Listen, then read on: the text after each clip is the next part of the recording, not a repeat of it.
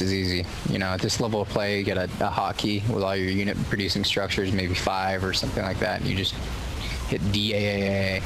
But what you're noticing is that the supply count is really jumping.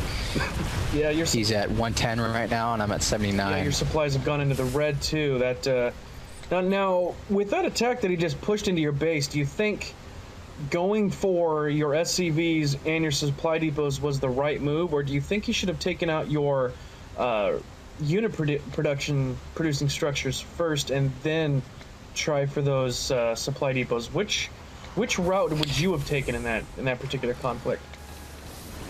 I don't think he was paying attention to that attack. I think he checked back once in a while, but as you can see, he's taken full map control at this point. He's expanded twice. He's doing a really effective job of playing out that advantage that he... So for those of you who are debating between spending your time micro and macro, expand. Just take expansions, control the map. He knows I'm not going to be able to attack for some time, and he's going to continue to just take control of the map and secure the game rather than worrying too much about being really efficient with 5 or 6 stalkers, which, yeah, you did a good job either way. Taking out my supply, taking out my unit producing structure. Either way, it's going to hurt me. And where Protoss really shine is map control. When Protoss get a hold of that much of the map, it's extremely difficult to unseat their control at this point. I mean, Zerg, you know, they can lose a base or a hatchery or on a map. They're extremely difficult to stop.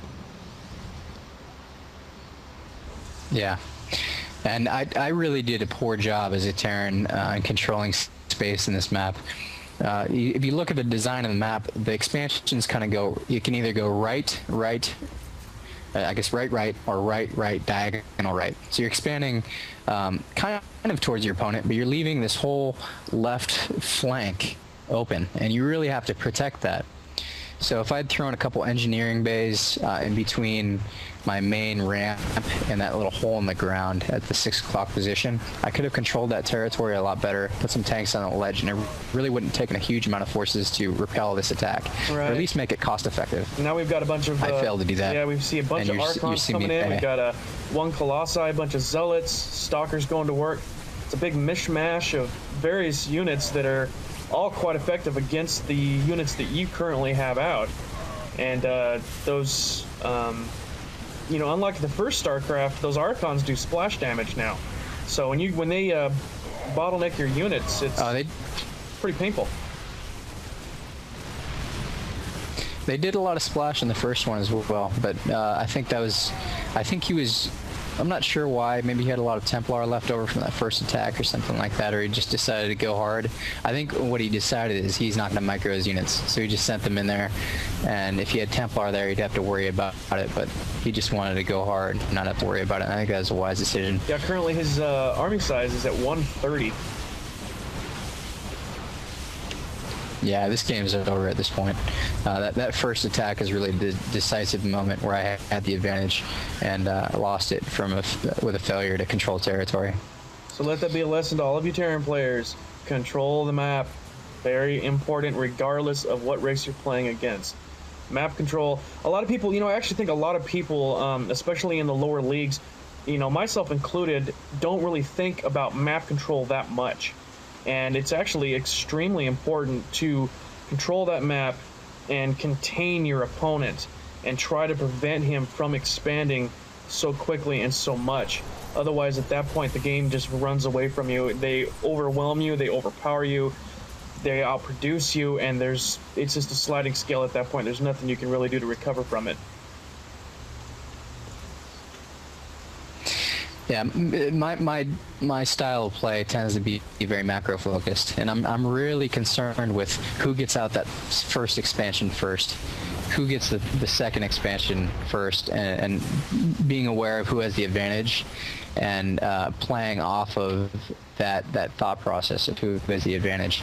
So I've heard Day 9 talk about this before, and it's something I can totally identify with. When you have the advantage, you know how to play. You just stop them from expanding. You don't have to penetrate another base. You don't have to slow them down. All you got to do is contain them. And vice versa, when You see here I'm attacking, he's attacking the 6 o'clock position. This hero bunker here Yeah, you really saved my butt. Without alive. Helped me last a few more Quite minutes. well, quite efficiently. It's very impressive, actually. Yeah, I think all I had to do is right click, but I think a Protoss would just take that Colossi and start targeting SCVs, and he'd probably be a little better off. Supposed to show that he was probably more concerned with his Okay. macro, not his micro game.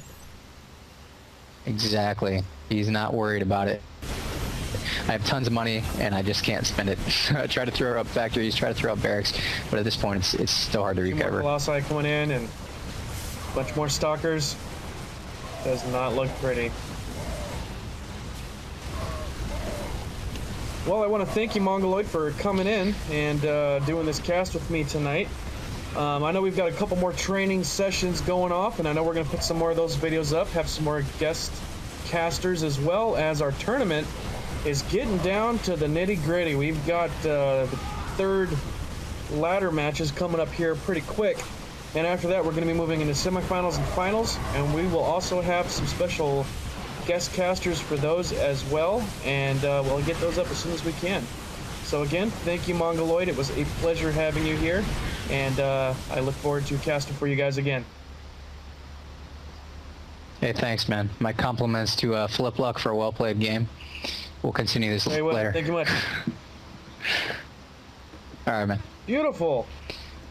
I think that went over extremely well.